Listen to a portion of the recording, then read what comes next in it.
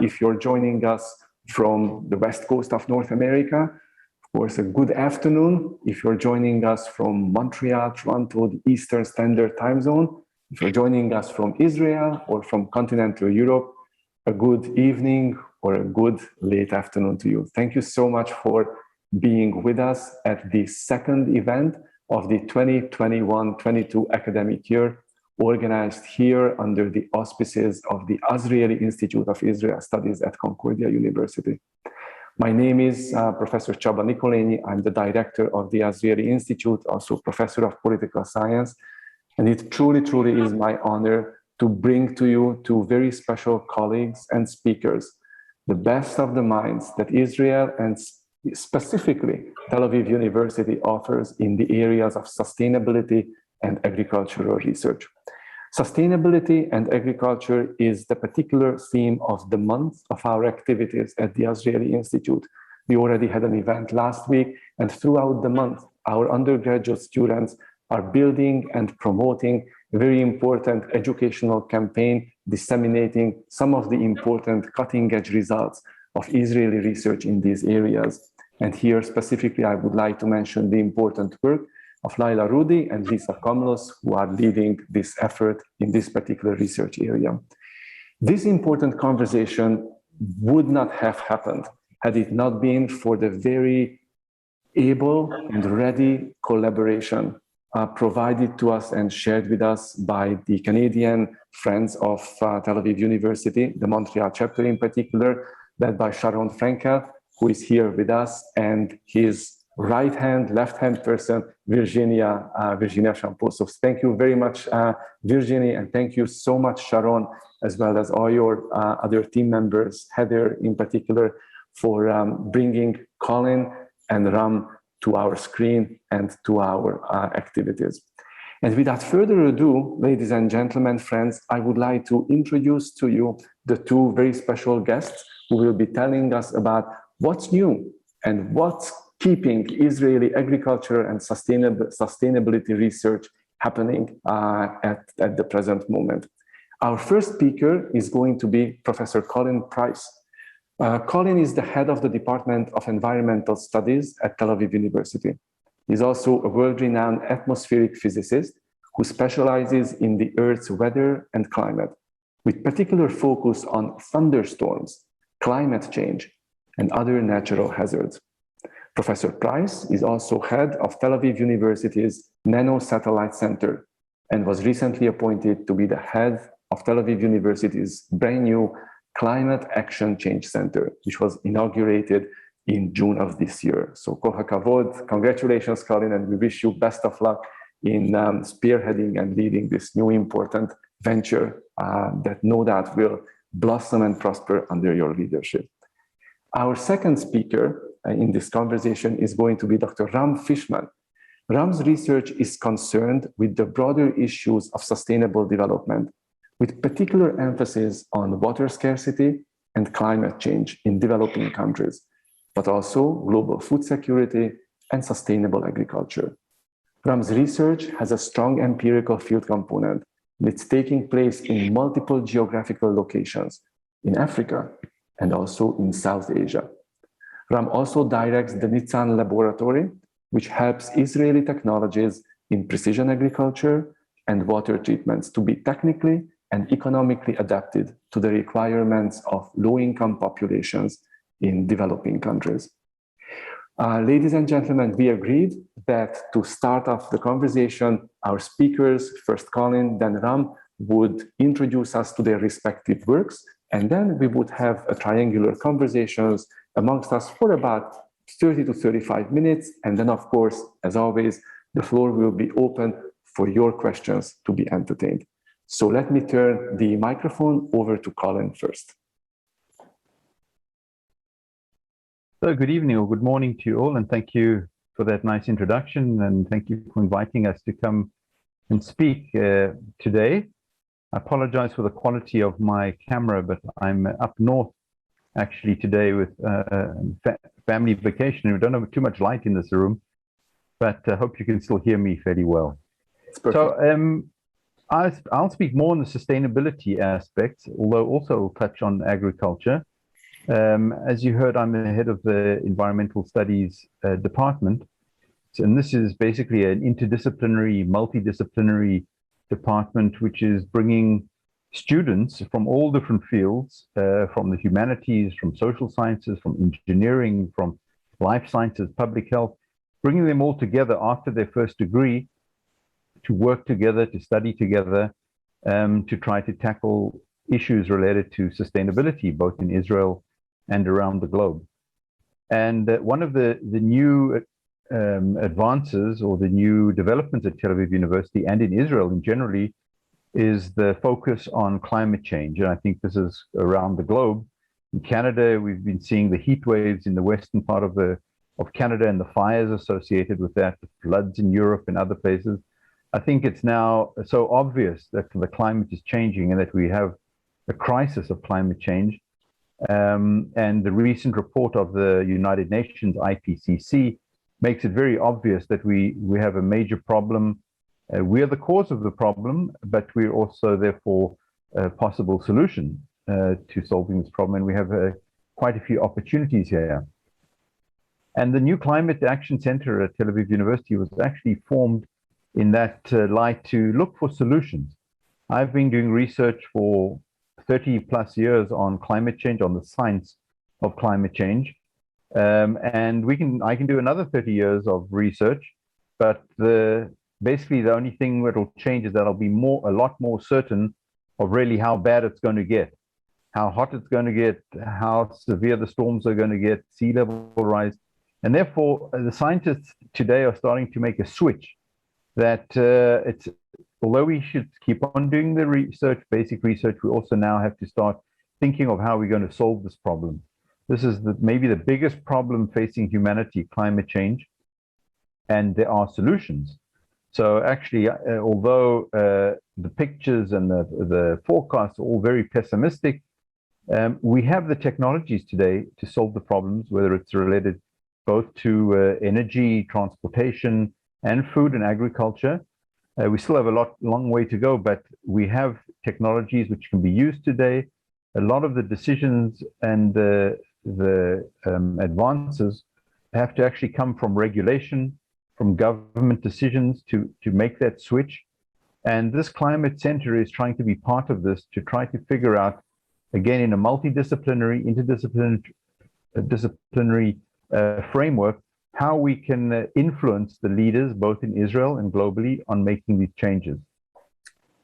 And some of them we can speak about later are also related to geopolitical issues in Israel and in the neighborhood with our neighbors. We have plenty of sun and area in the neighboring countries. And working together, I think this can be a huge opportunity for Israel and the Middle East to try to move away from fossil fuels and more to renewable energy. And this can then be expanded also to other countries around the world. I'll say a little bit about the innovative side of things. We also, in the school that I'm in, the Porter School, we also have an accelerator for startup companies. Everyone talks about the startup nation in Israel. And we have a fairly unique environment where we bring startup companies, early stage startups. So these are just a few people with a new idea. They come, they get some financial support. They sit in our building for a few months and they get accelerated. They get to have workshops on how to build businesses, how to build business models, networking, and we use mentors to try to accelerate them into the field. And we've had about 60 companies over the last 6-7 years coming through, and about 20% of them, after leaving our accelerator, have succeeded in raising venture capital and moving on to develop their products. And all of these are related somehow to the environment and sustainability. And so Israel definitely has a strong role in developing solutions for many of the world's problems. We know that Israel is a leader in water technologies, whether it's recycling of water, desalination, drip irrigation. We sell a lot of these technologies to the rest of the world. Today, we're also a leader in cybersecurity, but there's no reason that we can't also be a leader in sustainability, climate change solutions, and also sell that to the rest of the world, the new ideas. And I'll just stop with one new startup, which you may have heard of. One of the biggest problems with climate change from the agricultural sector is beef, eating beef and cows. If we think of all the mammals on planet Earth, I think something like 60% of the mammals are cows. And that's only because we want them to eat, put on our plate and to have our steaks and our hamburgers. And part of the growing and the farming of beef is also you need space and you need to feed them. And this is one of the major causes of deforestation in the developing countries. And therefore, we complain to Brazil for chopping down the forests, but it's basically because of the Western world's demand for beef and for other commodities. And a company in Israel now has developed a way to actually grow real meat steaks in the laboratory. So you can take some initial cells from a cow, and through various biological growth in the laboratory, they can actually, for the first time, grow a real meat steak, even with the bone, and in the laboratory. And so in the future, it's possible that we'll get our meat and our steaks from a laboratory, and it will be real meat, but we won't need to kill any cows for this. And the cows won't be releasing a lot of methane gas. They won't be using up land for feeding and huge amounts of water for drinking and growing food to feed those cows. So Israel is becoming really some kind of a mecca for startup companies related to sustainability and climate change, and is hopefully going to be a major player as a solution of these problems in the future. And agriculture is part of the problem, but also here we can be part of the solution, as well as many other areas in environmental studies and in climate change. So I think this coming decade until 2030 is going to be a very exciting time globally, but also in Israel when it comes to environment, sustainability, and new technologies for agriculture. So I'm actually very excited about the coming 10 years or so. And I think we're going to see some major changes in all sectors of life when we talk about sustainability, if it's renewable energies, different types of sustainable agriculture, even maybe in the cities, and maybe Ram can speak some more about this. So I think I'll stop here and let maybe Ram say a few words, and then we'll be happy to go further into the discussion. Wonderful. Thank you very much, Colin. So let me turn it over to Ram. Sure. Maybe I'll share a screen in a minute, but first I would like to just follow up on Colin and bring the discussion toward what we call the developing world. Developing world is basically the low or now low and middle income countries in which the majority of the global population reside. These are the countries in Asia, in Africa, in Latin America. These countries are where the greatest amount of human poverty and suffering still exists. Thankfully, in the last few decades, there has been a lot of economic progress in eradicating poverty. Why is this relevant to climate change? Simply because most of the economic growth that's going to take place in the next 30, 40 years is going to take place in those developing countries. So most of the increase in energy, the intensification of agriculture, increase in consumption of meat consumption that Colin referred to is going to take place in those countries. And that's wonderful because that is alleviating poverty and reducing human suffering to a great extent. The problem is that if these countries follow the model that we in the West have followed to economic prosperity, then the environmental destruction that is going to bring about is so enormous that it will leave no chance at all of doing something of being able to avert climate change, control the global environment, preserve the global environment, etc.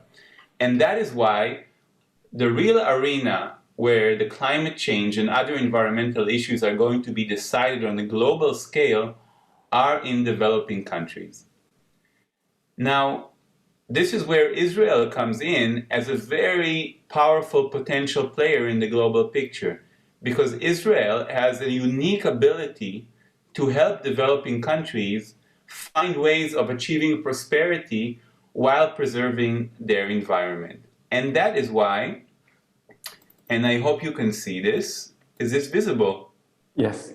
Yes, perfect. That is why many countries in developing countries, like India, the prime minister of which is obviously visible in this photo, are looking to Israel for solutions about how to develop economically in a different environment, in a different climate, and how to develop economically without a great deal of environmental destruction. So agriculture is, of course, one of the famous arenas in which this is happening. And that is why whenever a leader of a country, a developing country, whether it's India, like in this case, or in Africa, visits Israel, or vice versa, whenever one of our prime ministers, and I need to update this photo, I know, visit other countries in Asia or in Africa, one of the main topics on the agenda is how to do sustainable agriculture. And this is not only a sort of a wish that exists at the level of prime ministers, it goes down to the level of farmers. The smallest, poorest farmers in the world look to Israel as a source, as an inspiration for agricultural technology, for agricultural prosperity in difficult environmental conditions. So this is just a picture I took once in the Israeli pavilion in an agricultural exhibition in Punjab, India. And you see these Punjabi gentlemen, which you can recognize by their unique headwear, admiring the Israeli pavilion, which displays this very sophisticated technologies of drones and etc., precision agriculture, precision irrigation. So there is and I can tell you, as somebody who spends a lot of time roaming around, at least pre-COVID, roaming around in villages in India and in Africa, the reputation of Israeli agriculture reaches the smallest and most remote villages in a way that is both amazing, a great source of pride, but also a source of a little bit of frustration. And why do I say that? Because despite the great yearning and interest in Israeli technology and the interest in Israeli assistance in green growth, in sustainable agriculture, it's still very, the attempts to really take Israeli knowledge and expertise and transfer them to these farmers, the hundreds of millions of small and low-income farmers in the world, those attempts are still very limited.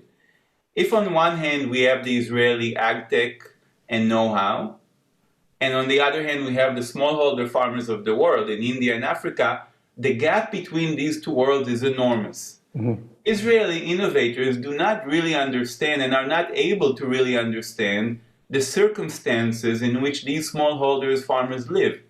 These are very different economic circumstances, different cultural circumstances. The infrastructure is not there. So Israeli innovators are not sufficiently familiar with these potential customers of their technology to direct their innovation to these farmers. And that makes the Israeli technologies often, unfortunately, even though they have a great potential to benefit them, out of their reach because they are not designed appropriately. There is not an appropriate business model to make them affordable.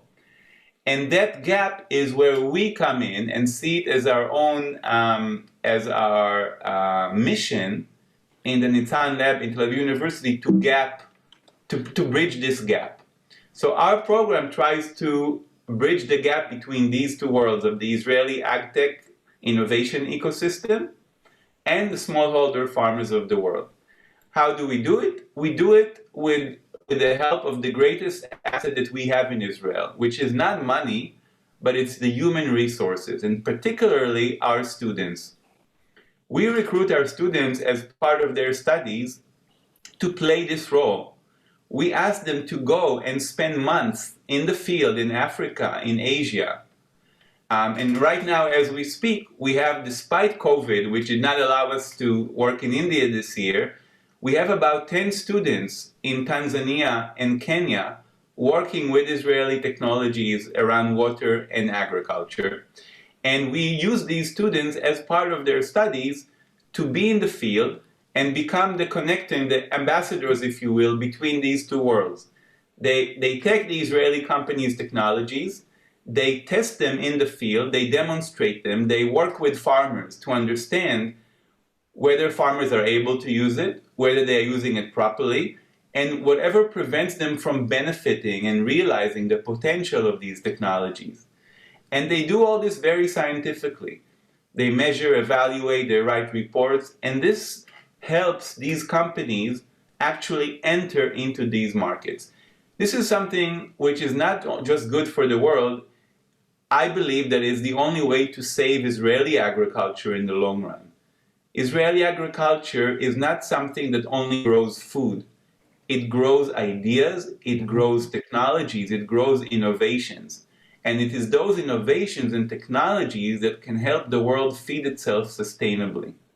But we need to do a better job in bridging that gap because the government, unfortunately, is not doing enough to bridge that gap. And so we need to use, Israel is a small country, our economy is small, so we need to use our innovation capacity and we need to use our human resources, which is especially our students, and we are fortunate to be able to recruit outstanding students to do this work. They really would make all of us proud, all of you proud if you could see what they do, to really become those ambassadors. So that is the essence of the program, and we actually, a year ago, opened a new master's program, which is entirely dedicated to this mission. So the students spend their entire master's preparing to do this very applied fieldwork, and we've helped around 10 Israeli startup companies in this way, and we are continuing to expand. And the demand, I tell you, from those countries, from partner organizations, partner universities in these target countries is tremendous. And so we are trying to do our little bit in academia to try and answer demand to help both the world and Israel prosper and do good. So I'll stop there. Thanks. This is wonderful, tremendous. Thank you very much, both Colin and Ram. I would like to start by zeroing in a little bit on some of the concrete examples that come out of the particular training and educational activities that you do in combating these changes. Colin, you mentioned in particular, and I was taking notes as you were talking, that by now not the current center, but your department had participated in the successful nurturing of about 60 to 70 successful startups, about 20% of which thereafter successfully raised venture capital. Could you give us a couple of particularly striking examples of some of these success stories? But also, please tell us about those cases that didn't make the cut, that didn't succeed. So tell us a little bit about what makes some of these startups work and become successful, and what are some of the factors that prevented others from reaching that same level of success. And Ram, if I could just follow up right away on the last point that you mentioned about the new master's program and the training that you are now offering to your students. Can you give us a couple of examples of some of the particular projects that some of these 10 students currently in the field are working on?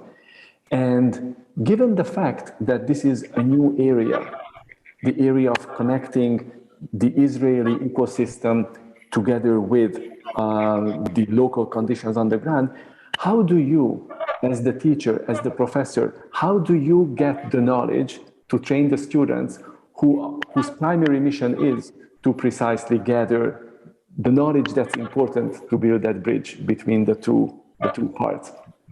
So if you could just please concretize a little bit what's going on in your labs, in your departments, in these areas.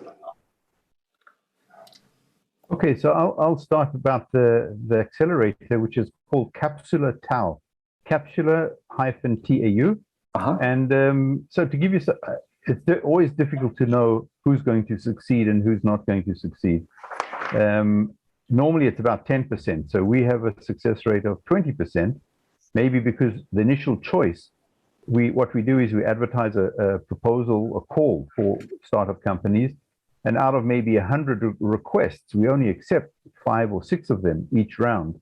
And so we already do some kind of a filter in the beginning where we try to see which are the companies which are most likely to succeed. But you never know. It depends on the market at the time, on investors.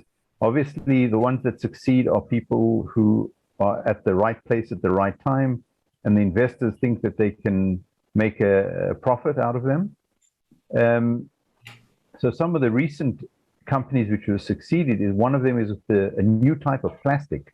We know that plastic is a huge problem today around the world and in the oceans. And this company has actually developed a new type of plastic which can dissolve in water, but can be the material used to produce the plastic is completely harmless, and you can actually kind of program the plastic to dissolve in water, say after 5 days, after 5 months, or after 5 years, depending on what you want to use the plastic for.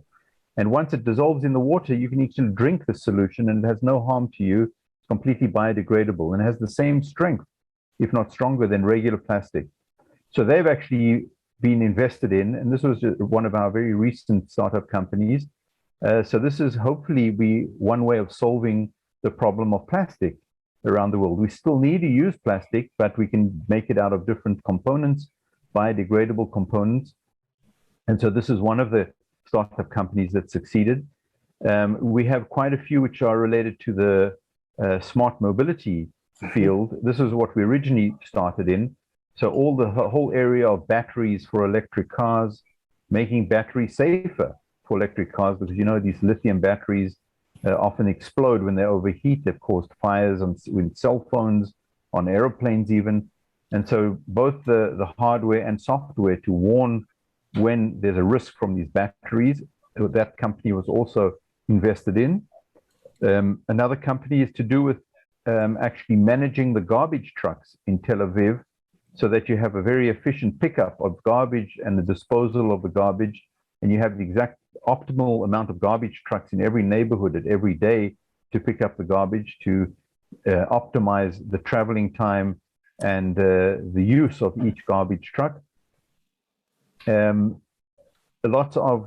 have recently a company to do with air pollution and air filters, which is a new development which can actually also filter out viruses. They also claim that they can filter COVID out of the air, but it's a much cheaper and a better air filter that can be used both in airplanes, but in classrooms, anywhere really, for better filtration of the air. And we can go on and on. Those are the successful ones. One of the unsuccessful ones that I can mention is a company called, I think, Transformer T. They built a prototype car, a small car like a smart car. So 2 people, one in the front, one in the back. But the idea is that when you come to park the car, the wheels actually physically tuck in and they move inside, and the car becomes the width of a motorbike so that you can save parking in the city. And when you drive, it becomes to maybe the width of 2 meters. And so this is a small car which saves parking in the city, but I don't think they've managed to find anyone to invest in that at the moment. I think there was also a company which made bicycles out of cardboard. So cardboard with a special treatment with glue, and it works perfectly. The wheel, I think the pedals and other things were made from recycled plastic, but also that didn't take off and nobody bought that company. So they're still looking for investors. So it's difficult to know which ones will take off and which ones won't. But what's nice in Israel is, as Ram said, we have our main resource is the brain and people thinking out of the box and new ideas of how to solve various problems. And in Israel, the mentality is that the failure is actually not negative. You have to fail a number of times before you succeed. And if you succeed in the first time, then something wasn't going right. So you need to fail and try again and try a new idea and a new startup until something catches. So it's a very interesting process. And obviously the majority of them fail, but a good few succeed and then end up changing the world. As I mentioned, there's one startup, it's not our startup, but this one, Aleph Farms, which is actually developing steaks in the lab. They actually can three-dimensional printing of steaks, which you can actually eat with a bone.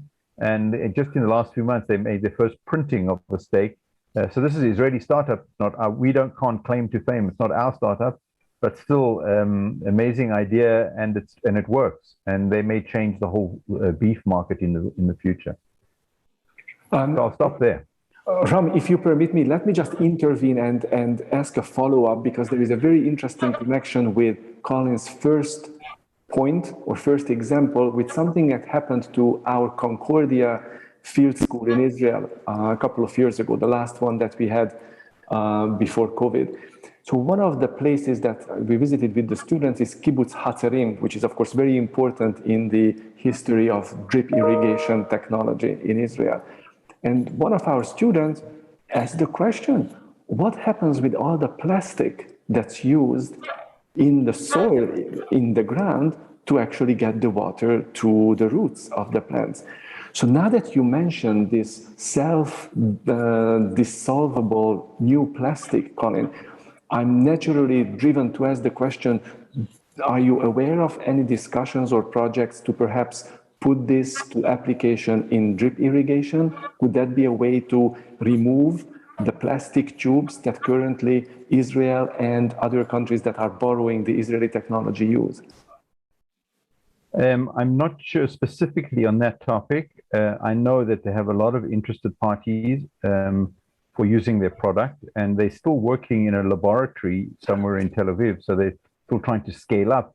But I'm sure that they will look at that too in the future, but I don't have any specific details on that, Sure. sorry. No, that's great. Thank you so much. Ram, over to you.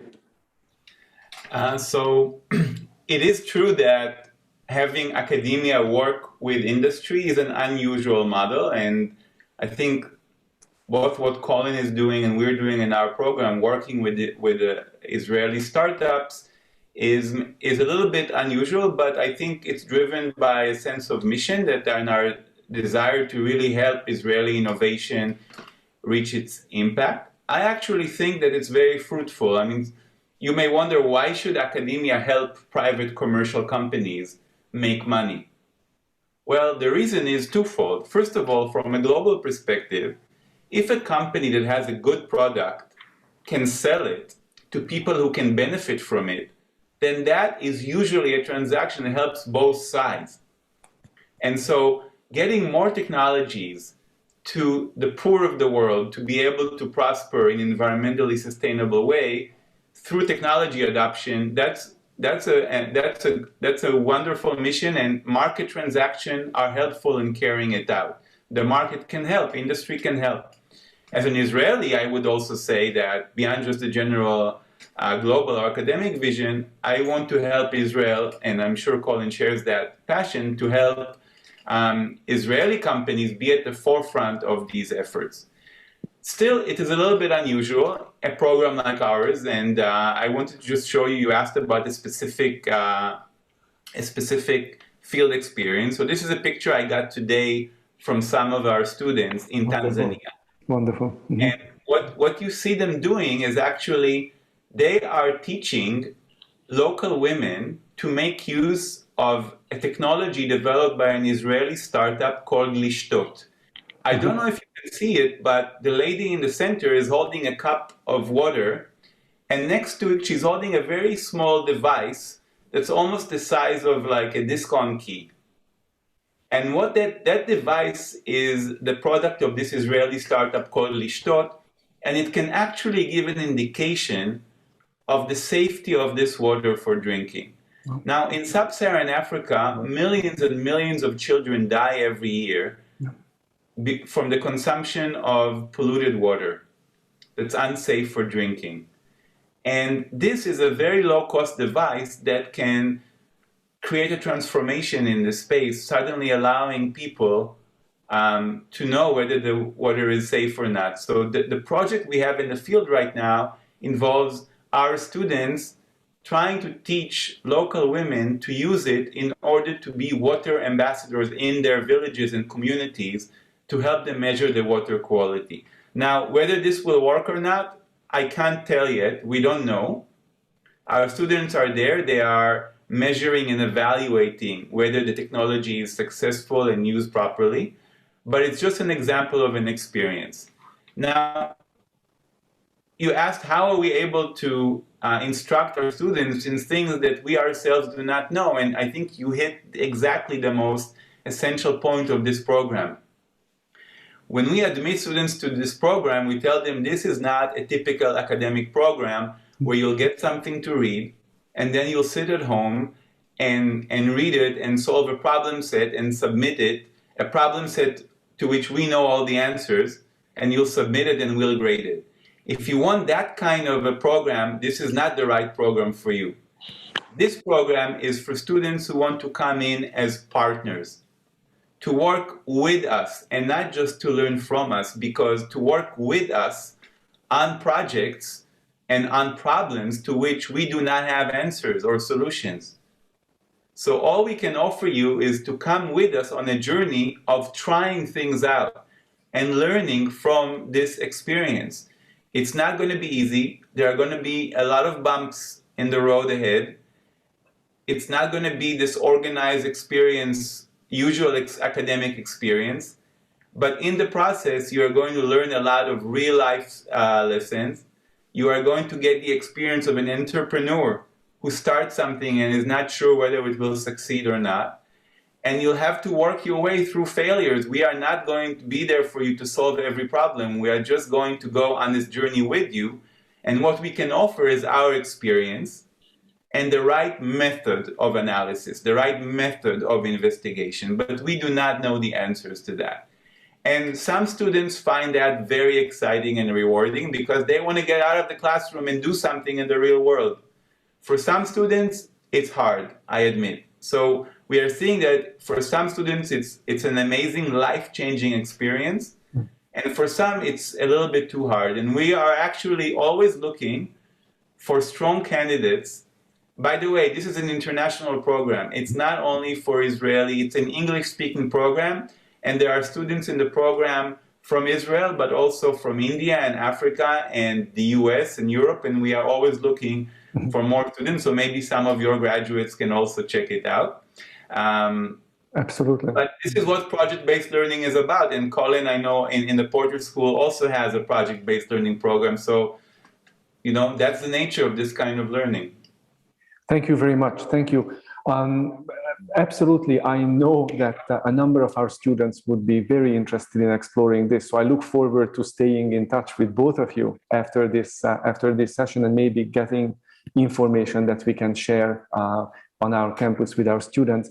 Now, in your introductory remarks, both you, Ram, and Colin, you also alluded to what governments can or should do. Colin, you mentioned that part of the problem of unresolved sustainability issues has to do with regulation. Ram, you also mentioned in your, I think it was on your first slide, that unfortunately governments do not always do what they should be doing. So clearly there is room, an important room for policy in these efforts.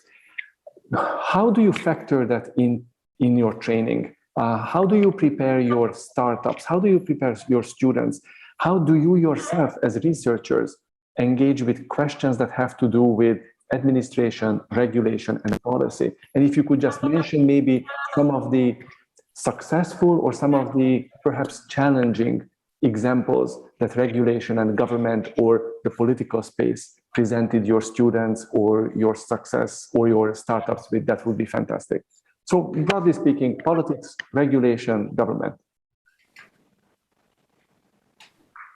Okay, so maybe I'll start, although maybe Ram is better key to answer this since he comes from a public policy school, whereas we're more on the scientific side of things. But unfortunately, the politicians are looking to be re-elected in 4 years, and a lot of these problems need to have a long-term vision of 10, 20, even 30 years, especially now climate change. There are no quick fixes here with climate change. It's going to take a long time. It took a long time to do the damage, and it's going to take a long time to fix that damage, but we have to start now.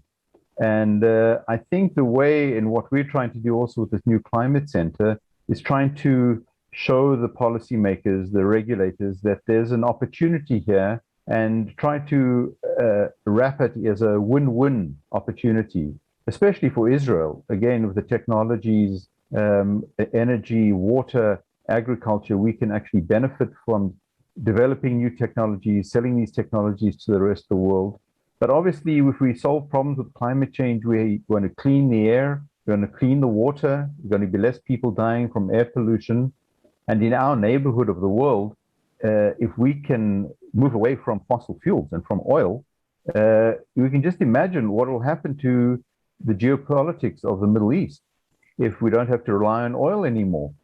And if our neighbors are basically producing solar energy for the region, even for Israel, this can have major impacts on geopolitics and policy. And so definitely, I think that bringing in the policy and showing that this is a win-win situation, and possibly that the governments can definitely benefit from this, can help here. And in fact, I should mention that before Prime Minister Bennett went to meet Biden a few weeks ago, he called in a few experts, including Ram and myself, for consultation the day he left to learn about climate change. And we spoke to him about the various aspects. Ram was talking also about the economic aspects and how this is really a win-win situation. The price of the renewable energies has dropped dramatically, and Israel can really benefit by jumping on the bandwagon now and being part of the solution. He was extremely excited, I think, about the message, and we have to wait and see whether he won't be basically pulled in other directions and other burning problems of the region. But I think definitely by showing that this is there's economic benefit to produce the solutions, to develop the solutions, both regionally and globally, and definitely for Israel, showing that there's a win-win situation economically is the way that we get the politicians and the leaders on board. Thank you, Colin. Thank you for sharing with us that very important example of how you and Ram are able to make such a concrete political and policy input. That's tremendous. Thank you. Ram, over to you. I think Colin really nailed it. We can talk to governments a lot about what should be done, and we are trying to do that, and that's very important. Sometimes, bureaucrats and politicians, it's not like, even when they have good intentions, which often they do, they are under so many kinds of different pressures and demands, and it's hard for them to take bold decisions or to try innovative things. And so I think in academia, in addition to advocating and explaining what the right things to do are, sometimes we can also try to set an example. So the work that is being done both at the Porter School and that we do with startups, hopefully that can show government, the government of Israel in our case, which is the government of the greatest interest to us, how to actually, some of the things we do with these startups, actually the government should be helping. Mm-hmm. And ultimately, if our program will not be able to help all the startups, the relevant startups in Israel, we don't have the funds to do it, we don't have the manpower, but hopefully this can demonstrate to the government the benefits of trying to help Israeli startups working in developing countries to provide these benefits, and how that also helps the companies themselves. And so maybe that can inspire the government to invest in this kind of program as well. So I think it's a combination of advocacy and showing an example. And it's always hard to work with government. I've worked with governments in India, in Africa. It's an extremely frustrating and difficult process because you convince one person and then they change office. And sometimes they refuse because of other considerations. So on the one hand, it's a very frustrating and long process. On the other hand, what are we here for if not to change government action and policy? So we have to just, it's hard, but I think we have to, stick to it and just be determined and patient and show as much as we can with the hope that it will be picked up eventually. Wonderful. Thank you so much. we are dangerously getting close to the time that you have graciously given us and that we agreed upon. Before I would ask my last question, let me at this point turn to the audience and see if there is anybody in the room who would like to put a question to you directly. And let me just ask our friends to please type your question in the chat so that I would be able to read it out to Colin and or Ram, depending on whom you're addressing the question to. Let me just see if anybody perhaps submitted a question in the meantime.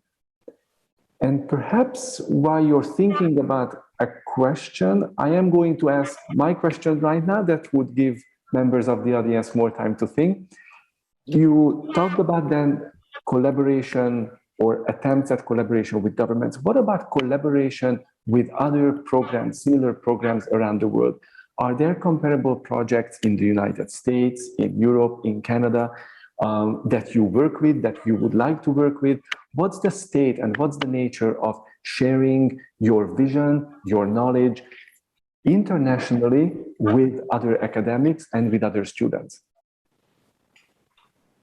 So definitely, again, coming back to our new climate center, since that's in my focus at the moment, even in Israel, there have been a few new centers of sustainability established at Ben Gurion University, the Hebrew University, and we don't see this really as competition. We see this as a collaboration. We need as many minds as there are available to think of how we can solve these problems related to sustainability and climate, and less competition. We also at Tel Aviv University cannot deal with every topic. We have expertise in many areas, but not everywhere. And so we can complement each other. We've also recently started speaking to a climate center in Berlin, in Germany, and we may start collaborating with them. We have a collaboration with the Cyprus Institute in Cyprus, and in next month we're going to have a special workshop related to the financial sector. How do we get the financial sector on board for climate change? Both showing them that it's going to impact them tremendously, especially the insurance sector, but they can also have the capital to help support the solutions. So we are definitely interested in international collaborations, both at the moment, as mentioned, Cyprus, in Berlin, and within Israel, but any other external and centers and groups, obviously in Canada and other countries, we'd be happy to collaborate with them. The more minds, the better. Thank you, Colin. Ram? What Colin said reminded me of what turned out recently, that the last two Jews in Afghanistan actually turned out to be bitter enemies. So I think it's a miracle whenever in a small country of Israel we actually have, rather than competition, cooperation. In the work we do, we are crucially reliant on collaboration with local institutions, and we prefer local academic institutions. So, because none of the work we do in the field in Africa or in India can actually take place effectively without a strong local partner. We are only guests. And so, especially in India, we have a collaboration with a number of leading Indian universities. And, you know, it's a tremendous experience. We are also now searching for partners in African university partners, and we are in touch with several. And in the Western world, we also very much welcome collaboration. We are not the only lab or program of this broad kind. I think we opened the first such opportunities for students in Israel, but to some extent, this was influenced by the time I spent as a student, as an assistant professor in the US, seeing that, like, how this stuff gets done. So we are still have collaborations with a number of universities. We are now actually in touch with the development lab in University of Chicago, headed by the recent Nobel laureate, and a number of other institutions who try to collaborate, where we are always, though, in our not strictly academic hat. I don't know if I should say this on a recorded talk, but we have this added thing that we want the solutions to be Israeli and not just any solutions, because we have this feeling of a mission that we really want to push Israeli industry to the forefront here. But otherwise, we can do this work with any academic partner in Europe or in the US that has a similar agenda. You can definitely say it in the recorded talk, Ram. I mean, we framed this discussion, this talk, under the title of Global Challenges, Israeli Solutions. So we very much wanted to invite you to share with us what specifically Israeli solutions and attempts at solutions we should be aware of today. So thank you very much. I should mention, by the way, that my closest and strongest collaborators in research internationally are in NYU Abu Dhabi, and we are already thinking about how to do some of this stuff together. So you're moving the Abraham Accords into the area of sustainability. We've actually been working together for more than 10 years, but until now we had to be a little bit discreet about it. Now we can come out. Amazing. We have a question from Dr. Rachel Blumenthal, who is joining us from Tel Aviv also. And Dr. Blumenthal's question is, are there particular examples of collaborations with other Middle Eastern partners, project scholars, anything that's more from the neighborhood, the more immediate neighborhood? Anything that you can comment on in that regard? Well, we've had a project in the past, which was funded actually by the German government, looking at water in the Middle East. And this had Palestinian partners as well as Jordanian partners. And this went on for about 10 years, in fact. But unfortunately, with the tensions in this region, we always had to meet in a third country, like in Germany or in Cyprus. They wouldn't be able to come to Israel and vice versa. In the Porter School, we also have an international master's degree in English in environmental studies. And we've had a few Palestinian students studying. For them, it's also difficult to get through the checkpoints. One was from Bethlehem, one was from, I think, Ramallah. And we're also working with the Arava Institute, which is in the Arava, which has also a lot of cross-boundary interaction with Jordan and Palestinians. I've always tried to find connections, and I have connections in Egypt and other countries, but it's always, as Ram says, under the radar. As soon as you start to try to make it official, then it stops. They're not allowed to do anything official and they're out in the open. So they're very friendly and willing to collaborate without being acknowledged and without making some official collaboration. But it's still, things are too tense in the area, even with Jordanians, for them to come out and say they're working with Israeli scientists. Thank you, Colin. I mentioned the Abu Dhabi connection, but the work we do with them is mostly in India. But I can give you another example. I have a PhD student who is actually an agronomist, and his doctoral project is about sharing technologies for integrated pest management, which is a sustainable form of pest control, with both Israeli and Jordanian date palm tree growers, which is a very lucrative industry, but it's being devastated by this pest called the weevil, the red weevil, the red palm weevil. And he's using a bunch of interesting technologies also in the Jordanian side. Some of them involve like a social kind of pest management through an app. Some involve like a sensor that was developed by some Israelis who came out of 8200, you know, the famous intelligence unit. So they use some of the stuff they learned there to be able to find this pest.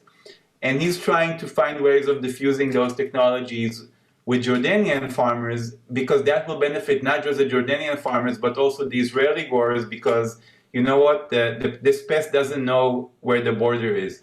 So it just crosses it very comfortably, and that's part of the problem. Maybe. Thank you so much. This has been tremendous. Colin and Ram, I would like to thank you ever so much for sharing your knowledge, your experience, most importantly, your passion, which is just so palpable, so evident in what you had to share with us. So thank you for joining us here in Montreal, on the screen, or in other parts of the world for this event. And a very, very special thanks to the Canadian Friends of Tel Aviv University, the Montreal chapter in particular. Sharon, you're here with us, so please do convey our thanks also to your team members, and a very special and warm thank you to you for your ready collaboration to bring this event to the screen and allowing our group, our professors, students, members of our community who were able to join us today in real time, and those who will be able to benefit from this conversation when they watch the recording. So I'm going to close this conversation now, call it to an end. Please remember that our October newsletter is going to be rolled out very soon, a week from today, and we have a very rich set of programs offered to you in the month of October, when the monthly theme is going to be Israeli history. So in the rest of September, as we have many people in Israel, of course, the whole nation, and members of the Jewish communities of North America and the whole world will be celebrating Sukkot, the theme of agriculture is still going to be with us. But next month, we will be talking more about Israeli history. Colin and Ram, once again, thank you so much. We wish you best of luck in your important works and in your revolutionary research. And know that we will keep hearing more and more about the important fruits and results that your visionary work is going to provide for Israel, but also for the rest of the world. Thank you so much. I wish you a Hag Sameach. Thank you very much for having us and listening to what we're doing. It's always a pleasure to come and talk about our work. So thank you, and Shana Tova to everyone. Shana Tova. Bye, everyone. Bye.